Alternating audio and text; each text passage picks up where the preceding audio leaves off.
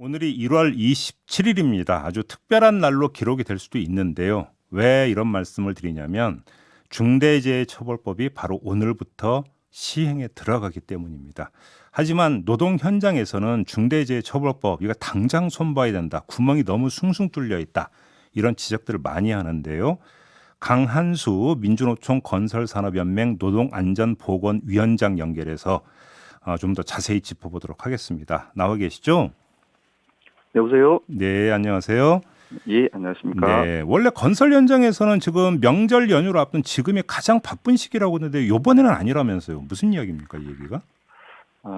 예, 다음 주부터 사실 명절 연휴라서, 명절 연휴가 아무래도 좀 기간이 길지 예, 않습니까? 예, 예, 그러다 보니까 사실 공기가 촉박하거나 한 건설 현장은 명절을 앞두고 이제 공사를 좀 최대 바쁠 시기거든요. 바짝 원래. 당기는 거군요. 그러니까 공사를. 예, 예, 예, 며칠 동안 일을 못 하다 보니까 그 예, 기간에 최대한 일을 이제 마칠 수 있는 것들 다 음, 마치고, 음, 그렇게 통상 하는데, 음, 방금 말씀하신 대로 이제 오늘부터 이제 중대재해처벌법이 시행을 하다 보니까 네, 좀 대형 건설사, 소위 우리 국민들이 대부분 잘 아시는 대기업 건설사들 중심으로 해서 음. 어떻게 보면 최고 바빠야 될 시기에 이번에는 이제 아예 오늘부터 현장을 그냥 아예 가동을 중지하는, 아. 예, 공사를 중지하는 이제 사례들이 지금 많이 나타나고 있습니다. 근데 아무튼 노든 사든지 간에요. 예. 중대재해처벌법 이제 시행 들어간 목전에 두고 있는 게 주로 어떤 이야기들을 많이 하고 있어요? 재계에서는 어떻든지 이제 중대재해처벌법이 아무래도 이제 건설에서 음. 1호가 나올 가능성이 많다. 처벌 첫 번, 1호가? 예, 예, 첫 번째 이 사망 사례가 음, 아무래도 이제 건설 산업에서 우리나라 산재 사망 사고의 거의 절반 이상을 차지하고요. 네. 그러다 보니까 건설 현장에서 제일 첫 번째 사망 사고가 날 가능성이 있고, 음, 그래서 1호를 어떻든지 피해야 된다. 네. 이런 기류들이 좀 많이 나타나고 있습니다. 그래요? 근데 그러면 예, 제가 건설 현장의 관점에서 한번 좀 말씀을 해 주셨으면 좋겠는데요. 중대재해처벌법. 예, 근데 예. 구멍이 많이 뚫려 있다는 말씀들 많이 하셨잖아요, 노동자분들이. 예, 어떤 예. 게 문제라고 보시는 거예요? 다른 산업하고 저희 또 건설 산업하고 조금은 좀 다른 부분이 있는데요. 네. 저희 건설 산업부 건설 현장으로 놓고 보면 지금 이제 50억 미만 총공사 금액 50억 미만 공사 현장은 오늘부터 적용이 아니라 또 3년 유예가 됩니다. 그렇죠. 적용이. 예, 그렇죠. 근데 이제 최근 문제가 뭐냐면 우리 건설 현장에서 1년에 사망하는 노동자가 한 직접적 사고로 사망하시는 분이 한 450명, 거의 500명 가까이가 되거든요. 오, 예. 예, 그래서 전체 중에서 절반 이상을 차지하는데, 음, 그 중에서도 건설 노동자 사망 중에서 네. 50억 미만 공사 현장에서 죽는 비율이 거의 70%에 달하거든요. 어허. 근데 실제로 최고 많이 한 70%가 죽는 그 현장에서는 도리어 이 중대재해처벌법이 적용 지금 3년 유예로 돼 있습니다. 예.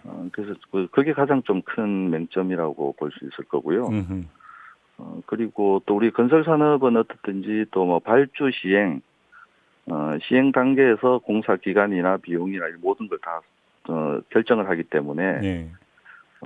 지금 안 그래도 여러 사고들에서 공기 단축 문제, 공사 기간이 제대로 확보되지 못하는 이런 부분들 많이 이야기를 하지 않습니까? 예.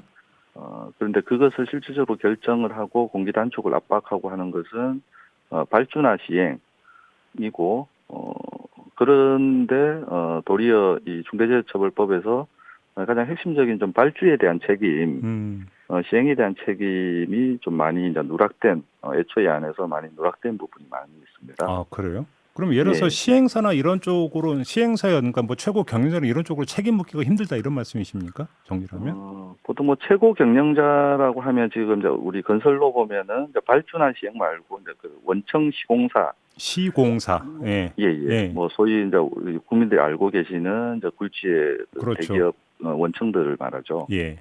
원청사 여기에 그동안 산업안전보건법에서는 좀 행위 중심에 대한 처벌이나 감독, 관리 감독 규제 이런 거였기 때문에 실제로 사망 사고가 나거나 중대재해 발생돼도 하청업체 전문 건설업체인 하청업체가 주로 이제 처벌을 받는 사례가 그렇죠. 많았고요. 그렇죠. 대부분이었고 그 원청이나 그 우리 건설 현장은 여러 전문 건설업체들이 종합적으로 한 군데서 일을 하다 보니까 전문 건설업체로는 자기들의 업무만 할 수 있지 다른 업체들이 무슨 일을 하는지 어떤 공정이 있는지 종합적으로 판단할 수가 없는 거고요. 그렇죠.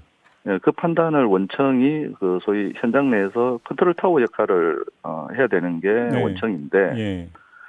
이 원청의 책임들이 그동안은 산업안전보건법으로는 거의 좀 규제하기가 좀 힘든 부분이 많아서 거의 좀 처벌 대상이나 이런 것이 거의 다 빠져 있었고요. 중대재해처벌법에서는요.